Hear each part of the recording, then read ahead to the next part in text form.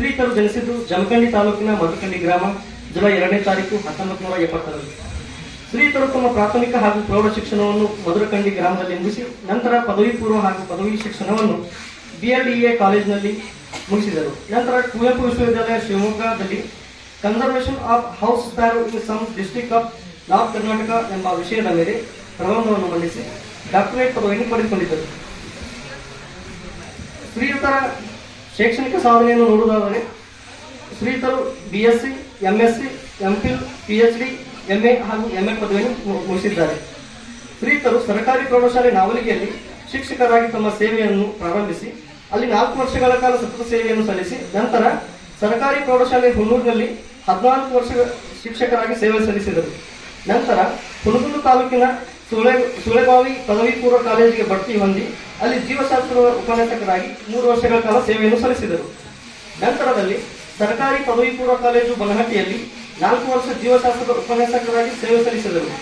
ಪ್ರಸ್ತುತವಾಗಿ ಸರ್ಕಾರಿ ಬಾಲಕರ ಪದವಿ ಪೂರ್ವ ಕಾಲೇಜು ಜಮಖಂಡಿಯಲ್ಲಿ 4.5 ವರ್ಷಗಳಿಂದ ಜೀವಶಾಸ್ತ್ರದ ಉಪನ್ಯಾಸಕರಾಗಿ ಸೇವೆಯನ್ನು ಸಲ್ಲಿಸುತ್ತಿದ್ದಾರೆ. ಶ್ರೀಯುತರ ಸಾಧನೆಗಳನ್ನು ನೋಡುವುದಾದರೆ ಶ್ರೀಯುತರು ಶಿವಮೊಗ್ಗದ ಕುವೆಂಪು ವಿಶ್ವವಿದ್ಯಾಲಯದಿಂದ PhD ಪದವಿಯನ್ನು ಪಡೆದುಕೊಂಡಿದ್ದಾರೆ.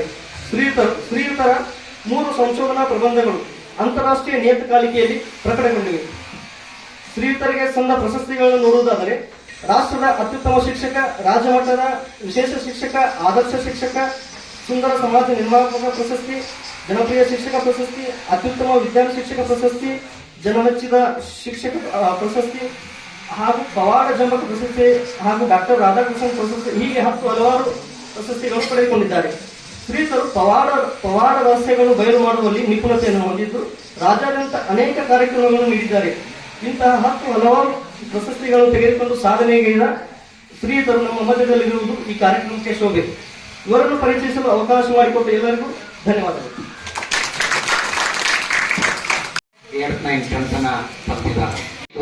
ಶಿಕ್ಷಕರ ದಿನಾಚರಣೆ ಆಗಿತ್ತು. ಇದು ಕಾಕತಾಳೀಯ. ನನಗೆ 4ನೇ ತಾರೀಕಿಗೆ ಆರ್ಡರ್ ಕೈಯಲ್ಲಿ ಸಿಕ್ತು ಸಾಯಂಕಾಲ. 1ನೇ ದಿನನೇ 5ನೇ ತಾರೀಕಿದ್ದು ಸೆಪ್ಟೆಂಬರ್ 5ಕ್ಕೆ ನಮ್ಮ ಮನೆಯಲ್ಲಿ ತಂದೆ ತಾಯಿ ಶಿಕ್ಷಕರು ಇರೋದ್ರಿಂದ ಇವತ್ತೊಂದು ರಾಧಾಕೃಷ್ಣನ್ ಫೋಟೋ ತಗೊಂಡು ಹೋಗು ಬಜಾರಿಗೆ ಹೋಗಂದ್ರು ಕಟ್ ಹಾಕಿಸ್ಕೊಂಡು ಆ ಫೋಟೋ ತಗೊಂಡು ಹೋಗಿ ಪೂಜೆ ಮಾಡಿ ಸೇವೆಯನ್ನ ಪ್ರಾರಂಭ ಮಾಡಿದೆ. ಇವತ್ತಿಗೆ 29 ವರ್ಷಗಳು ಕಳೆದಬಹುದು. ನೀವು 94ರಲ್ಲಿ ಯಾವ ಕ್ಲಾಸ್ ಓದ್ತಿದ್ರಿ?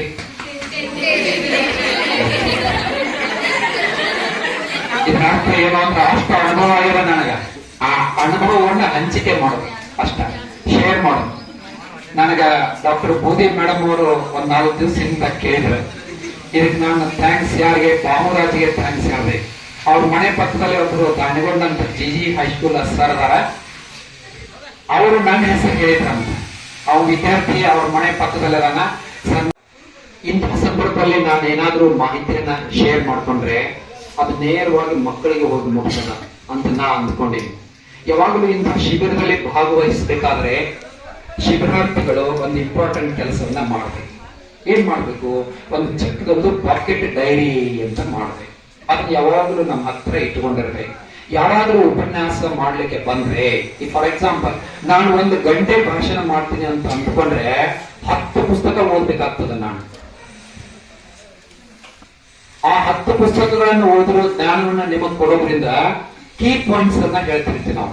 ಅವುಗಳನ್ನ ನೋಟ್ ಮಾಡ್ಕೋಬೇಕು. ನಿಮ್ಮ ವೃತ್ತಿ ಜೀವನದಲ್ಲಿ ಎಲ್ಲಾದ್ರೂ ಅವುಗಳನ್ನ ಬಳಕೆ ಮಾಡ್ಕೊಳ್ಬೇಕು. This is very important. ಈ ಕ್ಯಾಂಪ್ಗಳನ್ನ ಇಟ್ಟಿರೋ ಉದ್ದೇಶವೇ ಅದೇ, ಟ್ರಾನ್ಸ್ಫಾರ್ಮೇಶನ್ ಆಫ್ ಎಜುಕೇಶನ್. ಒಬ್ಬ ಶಿಕ್ಷಣ ತಜ್ಞ ಹೇಳ್ತಾನೆ, TP ನನ್ ಅಂತ ಬರ್ತಾನೆ. ನಿಮ್ ಮೇಡಮ್ ಅವ್ರು ಹೇಳ್ತಾರೆ ಆಮೇಲೆ ಏನು ಎಂತ ಹೇಳಿಕೆಯನ್ನ ಕೊಡ್ತಾನೆ ಎಜುಕೇಶನ್ ಬಗ್ಗೆ. Education is A complete development of individuality of the child so that he shall make his original contribution to the human world according to the best of his capacity. ಎಂಥ ಮಾತ್ರಿ. ಪ್ರತಿಯೊಬ್ಬ ಮಾನವ ಈ ಭೂಮಿ ಮೇಲೆ ಯಾಕೆ ಹುಟ್ಟ್ಯಾನು ಅಂತಂದ್ರ ಅವನಲ್ಲಿ ಇರ್ತಕ್ಕಂಥ ಅತ್ಯಂತ ಬೆಸ್ಟ್ ಅನ್ನು ತನ್ನ ಸಾಮರ್ಥ್ಯಕ್ಕಿಂತ ಹೆಚ್ಚು ಏನ್ ಮಾಡ್ತಾನ? ಆ ಜ್ಞಾನವನ್ನ ಪೀಳಿಗೆಯಿಂದ ಪೀಳಿಗೆಗೆ ವರ್ಗಾವಣೆ ಮಾಡ್ತಾನ. ನಾವು ಮಾಡ್ಬೇಕಾ ಕೆಲಸನ. ಬಹಳ ಜನ ಶಿಕ್ಷಕ ವೃತ್ತಿಗೆ ಅಥವಾ BEd ಬಂದವರು ಬೈ ಚಾನ್ಸ್ ಬೈ ಚಾಯ್ಸ್ ಅಂತ ಬಂದಿರ್ತಾರೆ. ನಿಮ್ಗೆ ಗೊತ್ತಿಲ್ಲ ಬೈ ಚಾನ್ಸ್ ಅಂದ್ರೆ ಏನು? ಅನೈಚ್ಛಿಕವಾಗಿ ಬಿ ಎಡ್ ಅನ್ನು ಮಾಡೋದು. ಇದು ಸಿಸ್ಟಮೆಟಿಕ್ ಸ್ಟಡಿ ಆಫ್ ನಾಲೆಜ್ ಅಂತ ಒಂದು ಡೆಫಿನೇಷನ್ ಕೊಡ್ತಾರೆ. ಆದರೆ ವಿಜ್ಞಾನ ಎಂದರೆ ನಮ್ಮ ನಿತ್ಯ ಜೀವನದಲ್ಲಿ ಪ್ರಶ್ನೆ ಮಾಡಬೇಕು. ಏಕೆ, ಹೇಗೆ, ಎಲ್ಲಿ, ಯಾರು, ಯಾವಾಗ, ಏನು, ಪ್ರತಿಯೊಂದಕ್ಕೂ ನಾವು ಪ್ರಶ್ನೆ ಮಾಡ್ಕೊಂತ ಹೋಗ್ಬೇಕು. ಈ ಎಲ್ಲಾ ಪ್ರಶ್ನೆಗಳಿಗೆ ಉತ್ತರವು ಸಮರ್ಪಕವಾಗಿ ದೊರೆಯುತ್ತಿದ್ದರೆ ಅದಕ್ಕೆ ವಿಜ್ಞಾನ ಎನ್ನುತ್ತಾರೆ. ನೋಡ್ರಿ ಎಷ್ಟು ಸಿಂಪಲ್ ಡೆಫಿನೇಷನ್ ಇದು, ನಾನು ಮಾಡಿದ ಡೆಫಿನೇಷನ್. ಇವುಗಳಿಗೆ ಸಮರ್ಪಕವಾದ ಉತ್ತರವು ದೊರೆಯುತ್ತಿದ್ದರೆ ಅದು ಅಜ್ಞಾನವಾಗಿರುತ್ತದೆ. ಹೌದಾ? ಉತ್ತರ ದೊರಿಬೇಕು ನಮಗೆ. ವಿಜ್ಞಾನ ಅಂತಂದ್ರ ನಿಖರತೆ ಇರ್ತದೆ, ಸತ್ಯದ ಶೋಧನೆಯನ್ನ ಮಾಡ್ತದೆ, ಸತ್ಯದ ಕಡೆಗೆ ನಮ್ಮನ್ನು ಕರ್ಕೊಂಡು ಹೋಗ್ತದ. ಇಲ್ಲಿ ಏನು ಸುಳ್ಳು ಅಂತಕ್ಕಂಥದ್ದು ಇರಂಗಿಲ್ಲ. ನೀವು ಏನ ಹೇಳಿದ್ರಂದ್ರೆ ಇಲ್ಲಿ ಪ್ರೂವ್ ಮಾಡಿ ತೋರಿಸ್ಬೇಕು ಅಷ್ಟೇ. ಡಾಕ್ಟರ್ ಎಚ್ ಎನ್ ಅಂತ ಬರ್ತಾರೆ. ಯಾರು ಡಾಕ್ಟರ್ ಎಚ್ ನರಸಿಂಹಯ್ಯನವರು? ಈ ನಾಡಿನ ಹೆಸರಾಂತ ಶಿಕ್ಷಣ ತಜ್ಞರು, ಭೌತಶಾಸ್ತ್ರ ಪ್ರಾಧ್ಯಾಪಕರು, ಬೆಂಗಳೂರು ವಿಶ್ವವಿದ್ಯಾಲಯದ ಉಪಕುಲಪತಿಗಳು ಆಗಿದ್ದರು, ನಾಡಿನ ಚಿಂತಕರು ಆಗಿದ್ದರು. ಅವರೊಂದು ಸುಂದರವಾದ ಮಾತನ್ನ ನಿಮಗೆ ಹೇಳ್ತಾರೆ, ಲಕ್ಷ್ಯ ಕೊಟ್ಟು ಕೇಳಿ. ಯಾವುದನ್ನೇ ಪ್ರಶ್ನಿಸದೆ ಒಪ್ಪಿಕೊಳ್ಳಬೇಡಿ. ಅದನ್ನು ಹೇಳಿದವರು ನಿಮ್ಮ ಗುರುಗಳೇ ಆಗಿರಲಿ, ಎಂಥ ವಿದ್ವಾಂಸರೇ ಆಗಿರಲಿ, ಅವರು ಹೇಳುವುದೆಲ್ಲವನ್ನು ನಂಬಬೇಕಿಲ್ಲ. ಅದನ್ನು ಸರಿಯಾಗಿ ಪರೀಕ್ಷಿಸಿ ವಿಶ್ಲೇಷಿಸಿ ಮನುಕುಲಕ್ಕೆ ಒಳಿತಾಗುವುದನ್ನು ಮಾತ್ರ ಒಪ್ಪಿಕೊಳ್ಳಿ ಅಂತ. ಯಾವುದೇ ಒಂದು ಘಟನೆ ಜರುಗಿತ್ತು ಅಂತಂದ್ರ ನಾವು ಸುಮ್ಮನೆ ಹೂನ್ರಿ ಅಂತ ಹೇಳಿ ಹೋಗ್ಬಾರ್ದಂತೆ. ಅವರ ಆಶಯ ಅಷ್ಟೇ. ನೋಡ್ರಿ, ಯಾರೋ ಒಬ್ರು ಒಂದು ದೆವ್ವ ಅದಾರಿ, ಒಂದು ಭೂತ ಅದಾರಿ ಅಂತ ಹೇಳ್ತಾರೆ. ನೀವು ಪ್ರಶ್ನೆ ಮಾಡ್ಬೇಕಾದ್ರೆ ದೆವ್ವ ಎಂದರೆ ಏನು, ಹೇಗೆ ಇರುತ್ತದೆ, ಎಲ್ಲಿ ಇರುತ್ತದೆ, ಏನು ಮಾಡುತ್ತದೆ, ಹಿಂಗ್ ಪ್ರಶ್ನೆ ಮಾಡ್ಕೊಂತ ಹೋಗ್ಬೇಕಾದ್ರೆ ಕೊನೆಗೆ ಹೋಗಿ ಸೊನ್ನೆ. ಯಾರೋ ನಮ್ಮ ಅಜ್ಜ ಹೇಳಿದ್ರಿ, ನಮ್ಮ ಮುತ್ತ ಹೇಳಿದ್ರಿ, ನಾವು ಹೇಳ್ಕೊಂತ ಹೊಂಟ್ಬಿಟ್ಟಿವಿ. ಇಲ್ಲ, ಭೂತ ಅಂತಕ್ಕಂಥದ್ದು ಅಸ್ತಿತ್ವದಲ್ಲೇ ಇಲ್ಲ. ಅಕಾರ್ಡಿಂಗ್ ಟು ಸೈನ್ಸ್ ನಿಖರವಾಗಿ ಹೇಳ್ಬೋದು ನಾವು ಹೀಗೆ ಅಂತ ಹೇಳಿ. ನೋಡ್ರಿ, ಮತ್ತ ಹಂಗಾರ ಸರ್ ನೀವು ಭೂತ ಇಲ್ಲ ಅಂತೀರಿ, ನಮ್ಮ ಊರಾಗ ಮನಿ ಬಾಗಿಲ ಮೇಲೆ ನಾಳೆ ಬಾ ಬರ್ದಿರ್ತಾರಲ್ರಿ, ಬರ್ದಿರ್ತಾರ? ಯಾಕೆ ಬರ್ದಿರ್ತಾರ ಅಂತ ಕೇಳಿದೆ ನಾನು. ಸರ್ ಅದು ಮಧ್ಯರಾತ್ರಿ 12 ಗಂಟೆ 1 ಗಂಟೆಗೆ ಒದರ್ಕೋವ ಅಂತ ಒಂದು ಭೂತ ಬರ್ತದ್ರಿ, ಮನಿ ಬಾಗಿಲ್ ಬಂದ್ಬಿಟ್ಟು ನೋಡ್ತದ. ಓಹೋ ಇವ್ರ ಮನಿ ಬಾಗಿಲ ಮೇಲೆ ನಾಳೆ ಬಾ ಅಂತ ಬರ್ದಾರ, ನಾ ಇಲ್ಲಿ ಬರಬಾರ್ದು, ನೆಕ್ಸ್ಟ್ ಮುಂದೆ ಮನೆಗೆ ಹೋಗ್ತದ. ಅವ್ರ ಏನ್ ಮಾಡಿರ್ತಾರ, ಅವ್ರು ಬರ್ದಿರ್ತಾರ. ಮತ್ತ ಅವ್ರ ಮನಿ ಮುಂದೆ ಓದ್ತದ, ನಾಳೆ ಬಾ, ನಾನು ಇಲ್ಲೂ ಬರಬಾರ್ದು, ನೆಕ್ಸ್ಟ್ ಹೀಗೆ ಎಲ್ಲರೂ ಮನೆಯಿಂದ ಹೋಗ್ತದ ಅಂತ ಹೇಳಿ ಹಳ್ಳಿ ಒಳಗೆ ಇವತ್ತಿಗೂ ನಂಬ್ತಾರೆ. ಈ ದೇಶದಲ್ಲಿ ದೆವ್ವ ಭೂತಗಳಿಗೆ ಓದಲಿಕ್ಕೆ ಬರುತ್ತದೆ. ನಮ್ಮ ಪ್ರಶ್ನೆ ಇದು. ನಮ್ಮ ಕೇಂದ್ರ ಸರ್ಕಾರ, ರಾಜ್ಯ ಸರ್ಕಾರ ಕೋಟ್ಯಾಂತರ ರೂಪಾಯಿನ ಖರ್ಚು ಮಾಡಿ ರೈತರಿಗೆ ಹೆಬ್ಬಟ್ಟನ್ನ ಹೋಗಲಾಡಿಸಿ ಸಹಿ ಮಾಡಲಿಕ್ಕೆ ಕಲಿಸಬೇಕು ಅಂತಂದ್ರೆ ಅವರು ಅಕ್ಷರಸ್ಥರಾಗಲಿಲ್ಲ. ಆದ್ರೆ ಈ ದೇಶದಲ್ಲಿ ಯಾರು ಅಕ್ಷರಸ್ಥರಾದ್ರು? ದೆವ್ವ ಭೂತಗಳು ಓದಲಿಕ್ಕೆ ಬರುತ್ತದೆ. ರೈತರಿಗೆ ಕೇಳಿದೆ ನಾನು, ಮನೆಯೊಳಗ ಹಾವುಗಳು ಬಂದು ಅಂದ್ರೆ ಏನ್ ಮಾಡ್ತೀರಿ? ಏನಿಲ್ಲ ಸರ್, ಒಂದ್ ಚಾಕ್ ಪೀಸ್ ಕಳೆದು ಹೋಗ್ತೀವಿ, ಆಸ್ತಿಕ ಋಷಿ ಕಾಲಭೈರವ ಅಂತ ಕರಿತೀವಿ, ಹಾವು ನಮ್ಮ ಮನೆಗೆ ಬರ್ತದ್ರಿ, ಓದ್ತದ. ಓಹೋ ಇವ್ರ ಮನೆಯೊಳಗ ಆಸ್ತಿಕ ಋಷಿ ಕಾಲಭೈರವ ಅಂತ ಬರ್ದಾರ, ನಾ ಇಲ್ಲಿ ಬರಬಾರ್ದಾಗಿತ್ತು, ವಾಪಸ್ ಮತ್ತೊಬ್ಬರ ಮನೆಗೆ ಹೋಗ್ತಾರೆ. ಅಲ್ಲಿ ಏನ್ ಮಾಡಿರ್ತಾರ ಅವರು ಬರೆದಿರ್ತಾರ, ಅವ್ರ ಮನೆಗೆ ಹೋಗ್ತದ. ಆಸ್ತಿಕ ಋಷಿ ಒತ್ತಕ್ಷರದೆಲ್ಲ ಗುರ್ತ ನಡೀತದ್ರಿ. ಹಾವು ಋಷಿ ನಮ್ ಬರಕ್ ಬರಕ್ಲ ಎಷ್ಟೋ ಮಂದಿ ಏನ್ರಿ ಓದ್ತದ. ಓಹೋ ಇವ್ರ ಮನೆಯೊಳಗೆ ಬರ್ಬಾರ್ದ, ನಾನು ಇಲ್ಲಿ ಬರಬಾರ್ದು ಅಂತ ಹೋಗ್ತದ. ಅಂದ್ರೆ ಈ ದೇಶದಲ್ಲಿ ಹಾವುಗಳಿಗೆ ಓದಲಿಕ್ಕೆ ಬರುತ್ತದೆ. ಪ್ರಶ್ನೆ ಮಾಡ್ಬೇಕ್ರಿ. ಹೆಚ್ಚನವ್ರು ಏನ್ ಹೇಳಿದ್ರು? ಯಾವುದನ್ನೇ ಪ್ರಶ್ನಿಸದೆ ಒಪ್ಪಿಕೊಳ್ಳಬೇಡಿ. ಹಾವುಗಳು ಮನೆಯಲ್ಲಿ ಏಕೆ ಬರುತ್ತವೆ? ಪ್ರಶ್ನೆ ಮಾಡಿದಾಗ ವಿಜ್ಞಾನಿಗಳು ಹೇಳಿದ್ರು, ಹಾವುಗಳ ಉತ್ತಮ ಆಹಾರ ಒಂದು ಇಲಿಗಳು, ಒಂದು ಕಪ್ಪೆಗಳು. ನಿಮ್ಮ ಜಂತಿ ತೊಲೆಗಳಲ್ಲಿ ಇಲಿಗಳು ಇದ್ದರೆ, ಹಳಿ ಮಣಿ ಇತ್ತಂದ್ರ ಜಂತಿ ತೊಲೆದು ಮಣ್ಣದು ಬೀಳ್ತಿರ್ತದ ಮನೆಯೊಳಗ, ನೀವು ಹಳ್ಳಿ ಒಳಗೆ ನೋಡ್ರಿ, ಅಲ್ಲಿ ಇಲಿಗಳು ಓಡಾಡ್ತಿದ್ವು ಅಂದ್ರ ಹಾವುಗಳು ಬಂದು ಅಲ್ಲಿ ಸೇರ್ಕೊಳ್ಳೋ ಸಾಧ್ಯತೆ ಇರ್ತದ. ಅಷ್ಟೇ, ಅದನ್ನ ಬಿಟ್ರೆ ಬೇರೆ ಏನು ಇರುವುದಿಲ್ಲ. ಈಗ ಸತ್ಯವನ್ನ ಹೊರೆ ಹಚ್ಚುತ್ತಾ ಹೋದಂತೆ ನಮಗ ವಿಜ್ಞಾನದ ಅರಿವು ಆಗ್ತದೆ. ಒಂದೊಂದ್ಸರಿ ನೀವೆಲ್ಲ ಬೇಗ ವಿದ್ಯಾರ್ಥಿಗಳಿರೋದ್ರಿಂದ ಒಂದು ಘಟನೆ ಹೇಳ್ತೇನೆ. ನಮ್ಮ ಸ್ಕೂಲಲ್ಲಿನ ಆಗಿತ್ತು ಒಂದು ಘಟನೆ. ನಾವು ಗೌರ್ಮೆಂಟ್ BEd ಕಾಲೇಜ್ ವಿದ್ಯಾರ್ಥಿಗಳು ನಮ್ಮ ಹುನ್ನೂರು ಸ್ಕೂಲ್ಗೆ ಪಾಠ ಮಾಡ್ಲಿಕ್ಕೆ ಬರ್ತಾರೆ. ಸ್ಟೇ ಲೆಸನ್, ಎನ್ ಲೆಸನ್ ಕೊಡ್ಲಿಕ್ಕೆ ಬರ್ತಾರೆ. ಬಂದಾಗ ಒಂದು ಘಟನೆ ನಡೆದ್ರಿ, ಸುಮ್ಮನೆ ನಿಮ್ಗೆ ನೆನಪು ಮಾಡ್ತಾರೆ. ಅವರು ಪಾಠ ಏನ್ ಲೆಸನ್ ಪ್ಲಾನ್ ತೆಗೆದಿದ್ದ ಅಂತಂದ್ರ ರಕ್ತ ಮತ್ತು ರಕ್ತದ ಘಟಕಗಳು ಅಂತ ಹೇಳಿ ಒಂದು 9th ಒಂದು ಪಾಠ ಇತ್ತು. ಅದನ್ನ ಹೇಳ್ಬೇಕಾಗಿತ್ತು ಆ ಮಗು. ಲೆಸನ್ ಪ್ಲಾನ್ ಅಲ್ಲಿ ಏನ್ ಬರ್ದಿದ್ ನೋಡ್ರಿ, ಮೋಟಿವೇಶನ್ ಬರೀಬೇಕಲ್ಲ. ಮೋಟಿವೇಶನ್ ಅಂದ್ರೆ ಗೊತ್ತದ? ಎಷ್ಟು ಜನರಿಗೆ ಗೊತ್ತದ ಕೈ ಹತ್ರಿ ಸರ್? ನಮಗೆ ಮೋಟಿವೇಶನ್ ಅಂದ್ರೆ ಏನ್ ಗೊತ್ತದ? ಅಭಿಪ್ರೇರಣೆ ಗೊತ್ತದ? First step. ಪಾಠ ಟಿಪ್ಪಣಿ ಬರೆಯೋಕ್ಕಿಂತ ಮುಂಚೆ ಮೋಟಿವೇಶನ್ ಅನ್ನ ಬರೀತೀವಿ. ಅವ ಏನ್ ಬರ್ದಿದ್ದ, ನಾವು ದಾರಿಯಲ್ಲಿ ಹೋಗುವಾಗ ಅಪಘಾತವಾಗುತ್ತದೆ, ಆಗ ಏನಾಗುತ್ತದೆ ಅಂತ ಇನ್ನೊಂದು ಕ್ಯಾಶುವಲ್ ಆಗಿ ಬರ್ದಿದ್ದ. ಮಕ್ಕಳು ಗಾಯವಾಗುತ್ತದೆ ಎಂದು ಹೇಳುತ್ತಾರೆ. Expected answer. ಓಕೆ. ಎರಡನೇ ಪ್ರಶ್ನೆ ಏನ್ ಬರ್ದಿದ್ದ, ಗಾಯವಾದ ನಂತರ ಏನಾಗುತ್ತದೆ ಅಂತ ಬರ್ದಿದ್ದ. ಉತ್ತರ ಬರೆದ ತಾಣ ಅದಕ್ಕೆ ಏನಂತ, ಗಾಯವಾದ ನಂತರ ರಕ್ತ ಬರುತ್ತದೆ ಅಂತ ಬರ್ದಿದ್ದ. ಮಕ್ಕಳೇ, ರಕ್ತ ಎಂದರೇನು ನಿಮಗೆ ಗೊತ್ತೇ ಅಂತ ಒಂದು ನೆಕ್ಸ್ಟ್ ಪ್ರಶ್ನೆ. ಒಂದು ಮಗು ಎದ್ನಿದ್ರೆ, ಸರ್ ರಕ್ತ ಎಂದರೆ ದ್ರವ ಸಂಯೋಜಕ ಅಂಗಾಂಶ, blood is A liquid connective tissue ಅಂತ ಉತ್ತರ ಕೊಡ್ತದ. ಹಾಗಾದ್ರೆ ರಕ್ತದ ಘಟಕಗಳ ಬಗ್ಗೆ ನಿಮಗೆ ಗೊತ್ತೇ? ಲಾಸ್ಟ್ ಪ್ರಶ್ನೆ 4ನೇದು ನಿರುತ್ತರ. ಹಾಗಾದ್ರೆ ನಾವು ಇಂದು ರಕ್ತ ಹಾಗೂ ರಕ್ತದ ಘಟಕಗಳ ಬಗ್ಗೆ ಅಧ್ಯಯನ ಮಾಡುವ ಅಂತ ಹೇಳ್ಬೇಕಾಗಿತ್ತಮ್ಮ. ಹೌದಾ? ಎನ್ಯುವಲ್ ಲೆಸನ್ ಅದು. ನಾನು ಒಬ್ರು ಎಕ್ಸ್ಟರ್ನಲ್ ಎಕ್ಸಾಮ್ನರು ಇಂಟರ್ನಲ್ ಎಕ್ಸಾಮ್ನರು ಹಿಂದೆ ಕೂತಿದ್ದೀವಿ. ಬಂದ ಸ್ಟೇಜ್ ಮೇಲೆ ಬಂದ ಫಸ್ಟ್ ಕ್ವಶನ್ ಹಾಕಿದ್ರಿ ಮಕ್ಕಳಿಗೆ, ಮಕ್ಕಳೇ ನೀವು ದಾರಿಯಲ್ಲಿ ಹೋಗುವಾಗ ಅಪಘಾತವಾಗುತ್ತದೆ, ಆಗ ಏನಾಗುತ್ತದೆ ಅಂದ. ಒಬ್ಬ ವಿದ್ಯಾರ್ಥಿ ಹಿಂದೆ ಕೂತ, ಸರ್ ನಾ ಹೇಳ್ತೇನ್ರಿ ಅಂದ. ಹೇಳಪ್ಪ ಅಂದ. ಸರ್ ಮಂದಿ ಕೂಡ್ತತ್ರಿ ಸರ್. ಅಪಘಾತಗಳ ಏನಾಗ್ತದ್ರಿ, ಅವ್ರ ಆಲೋಚನೆ ಬೇರೆ, ಇವ ಊಹೆ ಮಾಡ್ಕೊಳ್ತಾ ಬೇರೆ. ಮಂದಿ ಕೂಡ್ತತಿ ಅಂತ ನಾನು ತೆಗಿಲಾತ್ರಿ. ಇನ್ನು ಮುಂದಿನ ಪ್ರಶ್ನೆ ಏನ್ ಕೇಳಪ್ಪ ನಾನು ಅಂದ. ಓಕೆ. ಆಮೇಲೆ ಏನಾಗುತ್ತದೆ ನಾವು ಬೇಗ ವಿದ್ಯಾರ್ಥಿ.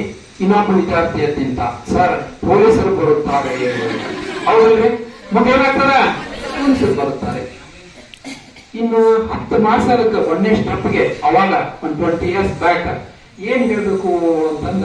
ಆಮೇಲೆ ಏನಾಗುತ್ತದೆ ಅಂತ ಕೇಳ. ಇನ್ನೊಬ್ಬ ವಿದ್ಯಾರ್ಥಿ ಹೇಳಿದ, ಸರ್ ಕೇಸ್ ಕೋರ್ಟ್ ಹೋಗ್ತದೆ ಸರ್ ಅಂತ ಹೇಳ. ಇವು ರಕ್ತನೂ ಬರಲಿಲ್ಲ, ರಕ್ತದ ಘಟಕಗಳು ಬರಲಿಲ್ಲ, ಕೇಸ್ ಎಲ್ಲಿ ಹೋಯ್ತ್ರಿ, ಕೋರ್ಟ್ ಹೋಯ್ತು. ಸಿಟ್ಟು ಬತ್ತ ನಾವು ಬೇಡ ವಿದ್ಯಾರ್ಥಿಗೆ. ಇನ್ನು ಏನಾರು ಮಾಡಿ ಬಾಯಿಂದ ರಕ್ತ ಅಂತ ಬರ್ಸ್ಬೇಕಂದ್ರೆ ಒಂದು ಡಿಸೆಕ್ಷನ್ ಬಾಕ್ಸ್ ಇತ್ತಲ್ಲೇ ಲ್ಯಾಬ್ ಅಂತ ತಗೊಂಡ, ಒಂದು ಗುಂಡು ಪಿನ್ ತಗೊಂಡ್ರಿ ಟಾಚನೆ. ಬಸವರಾಜ್ ಬಾರ ಇಲ್ಲ ತಂದ ಕರದ ಬೆರಳು ತಗೊಂಡ್ರಿ. ಆ ಪಿನ್ ತಗೊಂಡು ಪ್ರಿಕ್ ಮಾಡಿದ. ಈಗ ಏನ್ ಬರಾಕತ್ತೈತಿ ಅಂತ ಆ ಹುಡುಗರು ನೋವಾಗಿತ್ರಿ. ಸರ್ ಅವರು ಬರಾಕತ್ತೈತ್ರಿ ಸರ್ ರಕ್ತ ಅಂತ ಹೇಳಿಲ್ಲ, ಅವಾಗ ಬರಾಕತ್ತೈತ್ರಿ ಸರ್. ನಾವು ನಮ್ ಸರ್ ಹೇಳಿ ಅಂದಿದ್ದ, ತಮ್ಮ ಮೋಟಿವೇಶನ್ ಸ್ಟೆಪ್ ಬಿಡು, ನೆಕ್ಸ್ಟ್ ಸ್ಟೆಪ್ ಹೋಗಿಲ್ಲ. ಇದ್ರ ಅರ್ಥ ಏನು ಅಂತಂದ್ರ, ನಾವು ಒಂದೊಂದ್ಸಾರಿ ಊಹೆ ಮಾಡ್ಕೊಂಡು ಹೋಗಿರ್ತೀವಿ ಮಕ್ಕಳು ಹೀಗೆ ಹೇಳ್ಬಹುದು ಅಂತ ಹೇಳಿ. ಆ ಮಕ್ಕಳ ಆಲೋಚನೆ ಏನಾಗಿರ್ತದ, ಬೇರೆ ಕಡೆಗೆ ಡೈವರ್ಟ್ ಆಗಿರ್ತದ. ಅದನ್ನ ಹಿಡಿದು ಇಟ್ಕೊಂಡು ನಾವು ಏನು ಬೋಧನೆ ಮಾಡ್ಬೇಕಾಗಿದೆ ಅನ್ನೋದನ್ನ ಕೀ ಪಾಯಿಂಟ್ಸ್, ವೆರಿ ಇಂಪಾರ್ಟೆಂಟ್. ಆ ಪಾಯಿಂಟ್ಸ್ ಗಳನ್ನ ಒಂದೊಂದನ್ನಾಗಿ ತಲೆ ಒಳಗ ಬಿತ್ತುತ್ತಾ ಹೋಗ್ಬೇಕು. ಒಂದು ಪ್ರಯೋಗ ಬರ್ತದೆ. ಸೈನ್ಸ್ ದವರು ಎಷ್ಟು ಜನ ಕೈ ಹತ್ರ ಸೈನ್ಸ್ ದವರು ಅದ್ರಿ ಒಂದು 10 ಜನ. ಓಕೆ ಓಕೆ, ಒಂದು 50% ಅದೇ. Very good. ಆರ್ಟ್ಸ್ ದವ್ರಿಗೂ ಕೂಡ ಕುತೂಹಲಕಾರಿ ಘಟನೆಗಳಿರ್ತಾವ, ವಿಸ್ಮಯಕಾರಿ ಘಟನೆಗಳಿರ್ತಾವ. ಇಂಥವುಗಳನ್ನ ಮಕ್ಕಳಿಗೆ ಹೇಳುವುದ್ರ ಮೂಲಕ ಅವರನ್ನ ಕುತೂಹಲ ಪ್ರೀತರನ್ನಾಗಿ ಮಾಡ್ಲಿಕ್ಕೆ ಬರ್ತದ. ಹೆಂಗ್ ಮಾಡ್ಬೋದು ನೋಡಿ. ನಮ್ಮ ವಿದ್ಯಾರ್ಥಿ ಒಬ್ಬ ಟೈರ್ ಅಂಗಡಿ ನಿಂತಾನ. ಆ ಟೈರ್ ಅಂಗಡಿಗೆ ಹೋಗಿದ್ದೆ ನಾನು. ಇದ್ರ ಮೇಲೆ ಗುಡ್ ಇಯರ್ ಅಂತ ಯಾಕೆ ಬರ್ದಾರು ಅಂತ ಕೇಳಿದೆ. ಗೊತ್ತಿಲ್ಲ ಸರ್ ಅಂತ ಏನು. ಟೈರ್ ಫ್ಯಾಕ್ಟರಿ ಅವ್ರಿಗೆ ಕೇಳಿದೆ, ಅವ್ರಿಗೂ ಗೊತ್ತಿಲ್ಲ. ಆ ಯಾವ್ದೋ ಒಂದು ಎಕ್ಸಾಂಪಲ್, ಯಾವ್ದು ಟೈರ್ ಸೀಟ್ ಅಂತ ಬರ್ತದ, ಟೈರ್ MRF ಅಂತ ಬರ್ತದ.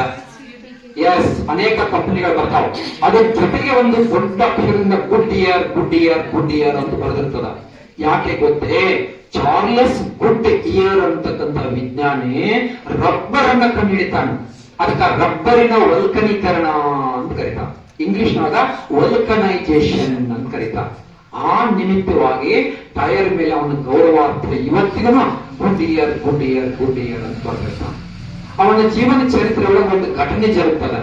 ಏನ್ ಘಟನೆ ಜರುಗ್ತದ ನೋಡಿ. ಪಾಶ್ಚಿಮಾತ್ಯ ಅನೇಕ ವಿಜ್ಞಾನಿಗಳು ತಮ್ಮ ಮನೆಯನ್ನೇ ಪ್ರಯೋಗಾಲಯಗಳನ್ನು ಮಾಡ್ಕೊಂಡಿರ್ತಾರೆ ಎಷ್ಟೋ ಜನ ವಿಜ್ಞಾನಿಗಳು. ನೋಡಿ ಯಾಕೆ ನಮ್ಮಲ್ಲಿ ಅದು ಇನ್ನೂ ಸಾಧ್ಯ ಆಗ್ತಾ ಇಲ್ಲ. ಬಯಾಲಜಿ ಲೆಕ್ಚರ್ ಇರ್ತಾನೆ, ಸೈನ್ಸ್ ಟೀಚರ್ ಇರ್ತಾನೆ, ಮನೆಯೊಳಗೆ ಒಂದು ಮೈಕ್ರೋಸ್ಕೋಪ್ ಇರಂಗಿಲ್ಲ.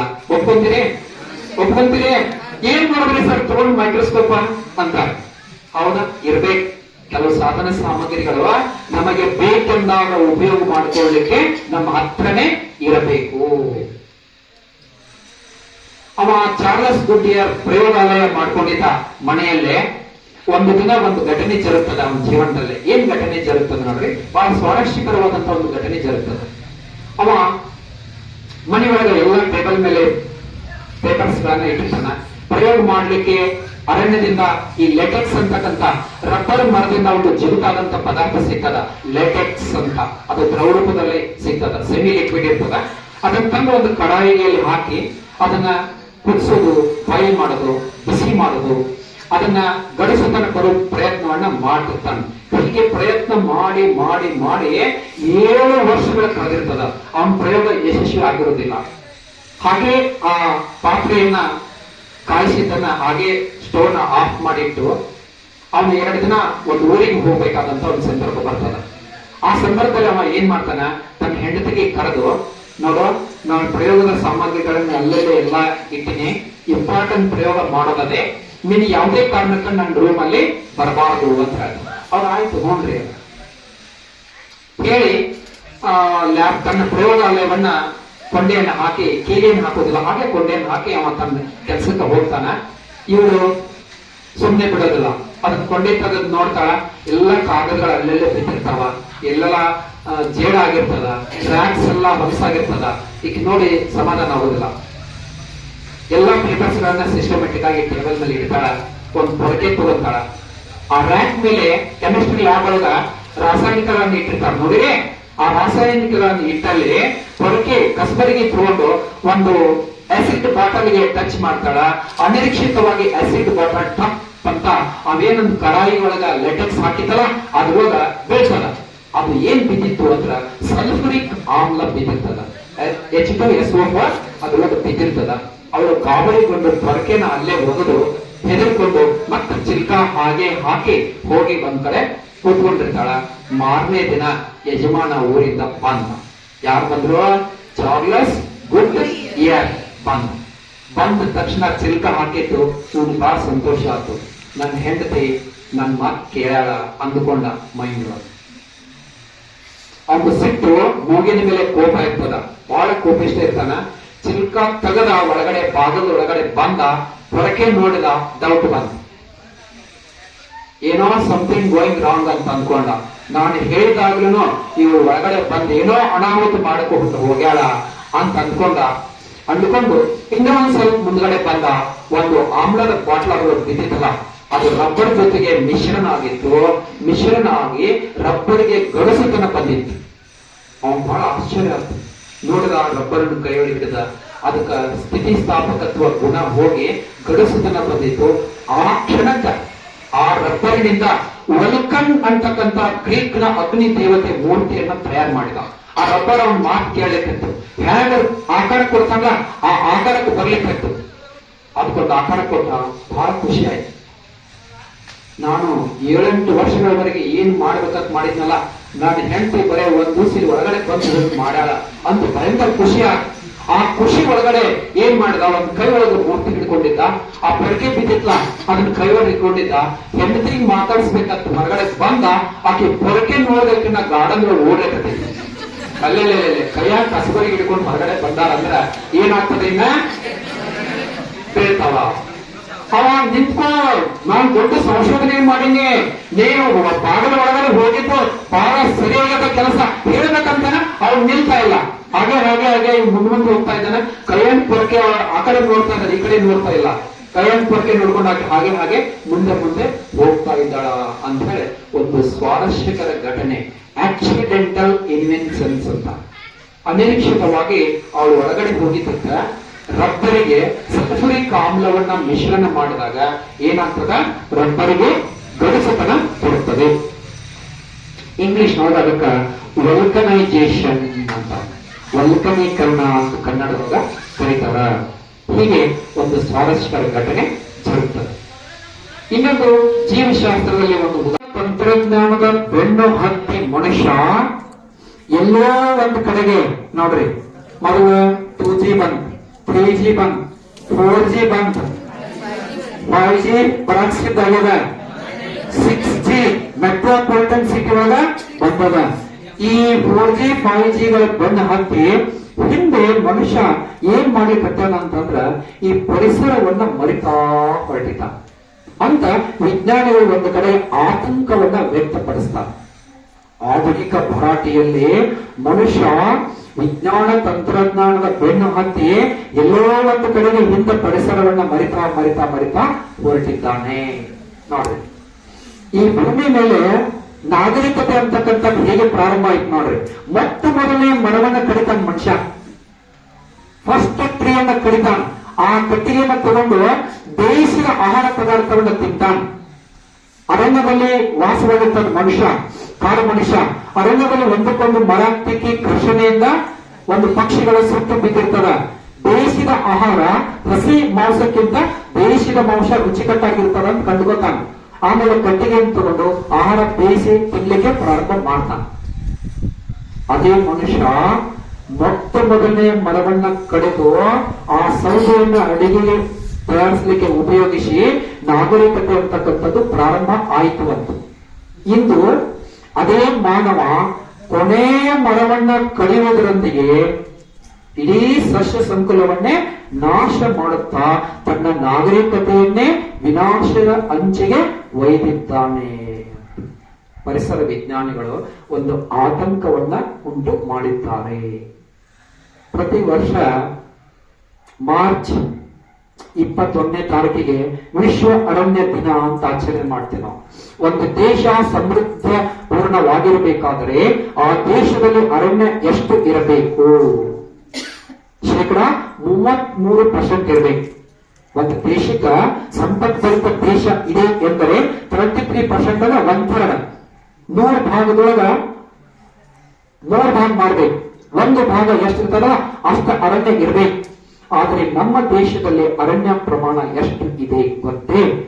ಕೇವಲ 19% ಪ್ರಮಾಣ ಇದೆ. ಇದು ಪ್ರತಿ ವರ್ಷ ಸಾವಿರಾರು ಹೆಕ್ಟೇರ್ ಅರಣ್ಯವನ್ನ ಮಾನವ ಅರಣ್ಯದ ಒತ್ತುವರಿ ಮಾಡ್ತಾ ಮಾಡ್ತಾ ಮಾಡ್ತಾ ಅರಣ್ಯವನ್ನ ಕಡಿಮೆ ಮಾಡ್ತಾ ಮಾಡ್ತಾ ಮಾಡ್ತಾ ಹೊರಟಿಲ್ಲ. ನಿಮ್ಗೆಲ್ಲ ಗೊತ್ತು, ಕೃಷಿ ವಿಸ್ತರಣೆ ಅಂತ ಮಾಡ್ತೀವಿ ನಾವು, ಅಗ್ರಿಕಲ್ಚರ್ ಎಕ್ಸ್ಟೆನ್ಷನ್. ನಾಳೆ ಅರಣ್ಯ ಗುಡ್ಡ ಇರ್ತದ, ಅಲ್ಲೆಲ್ಲ ಮಣ್ಣು ತಂದು ಹಾಕ್ತೀವಿ, ಬೆಳೆಯನ್ನ ಬೆಳಿತೀವಿ.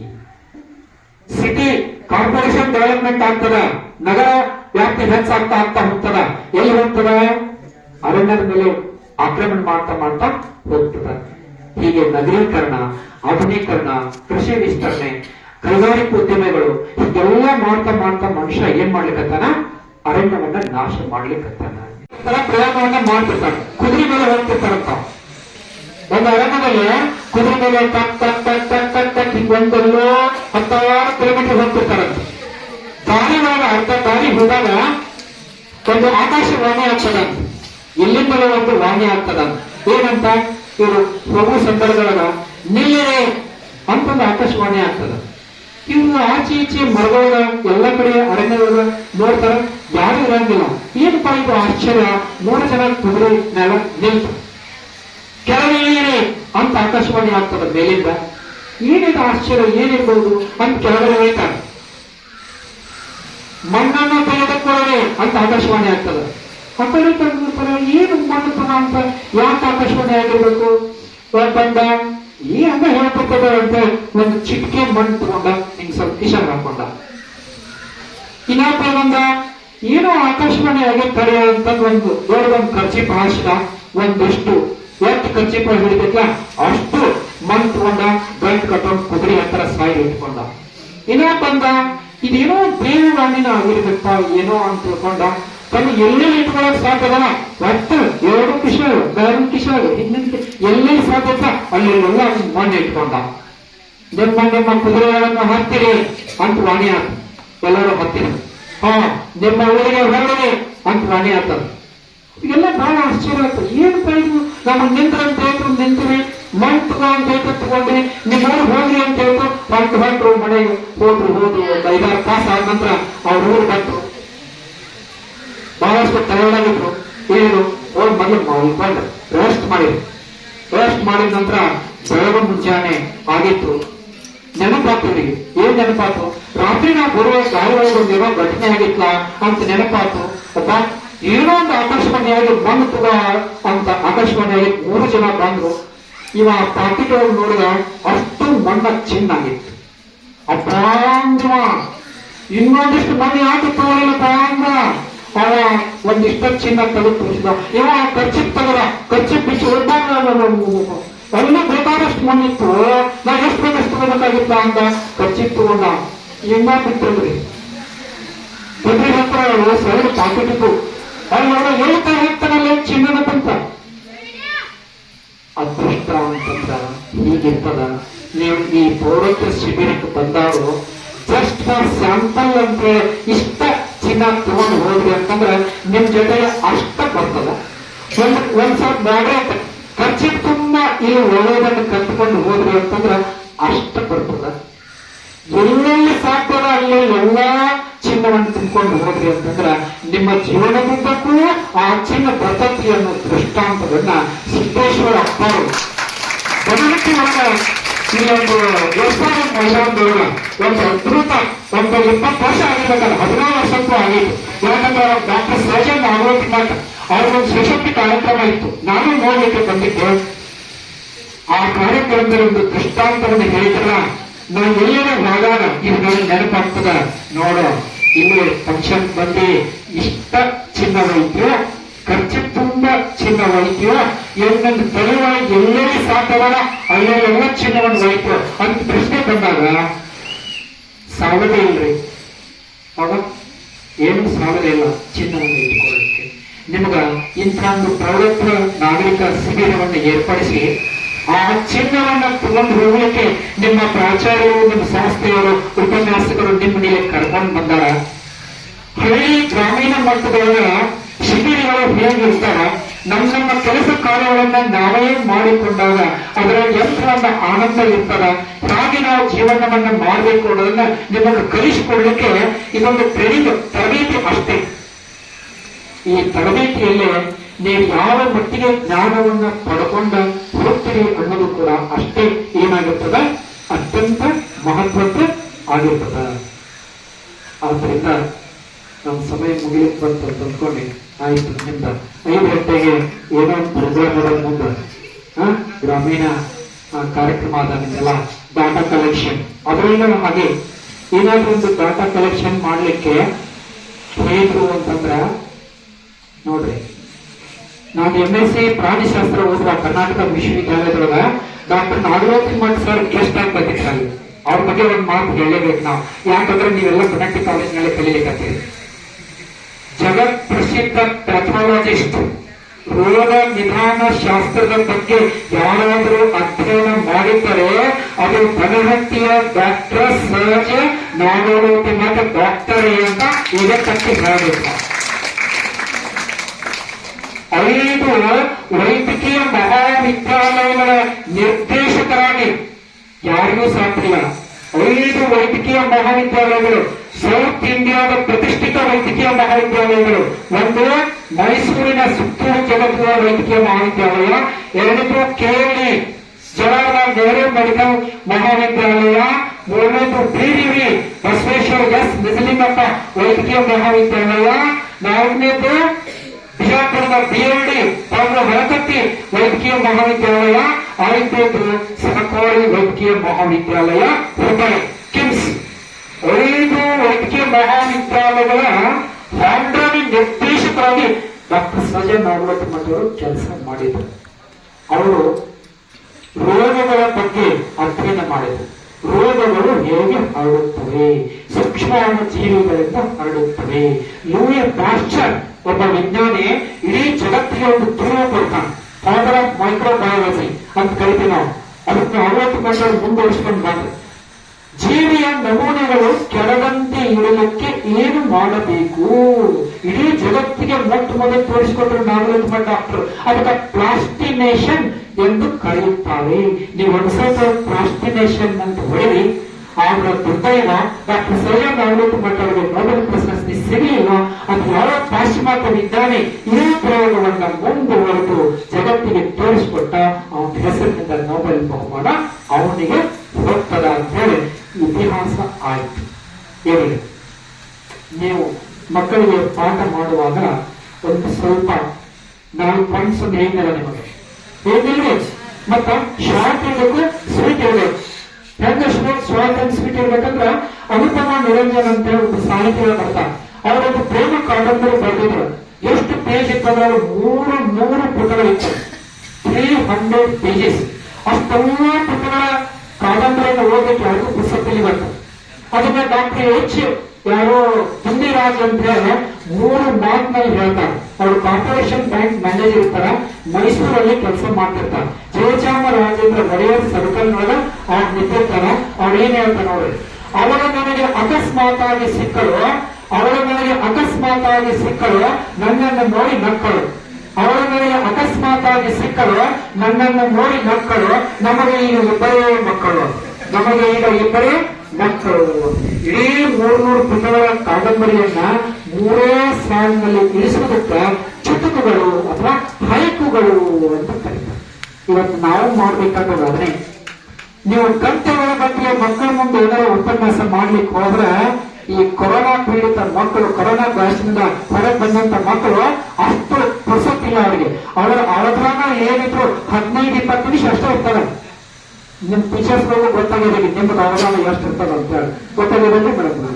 ಬಸ್ ನಾವೇನಾದ್ರೂ 1 ಗಂಟೆ ಪಾಠ ಮಾಡಬಹುದು ಅಂತ ಹೇಳಿ ಬೆಳಗ್ಗೆ ಹೊರಟ ತಕ್ಷಣ ಬೆಳಗ್ಗೆ ಹೋಗಿ ತನಕ ಪಾಠನ ಮಾಡಿದ್ರೆ ಮಕ್ಕಳ ತಲೆಯೊಳಗೆ ಹೋಗುದಿಲ್ಲ.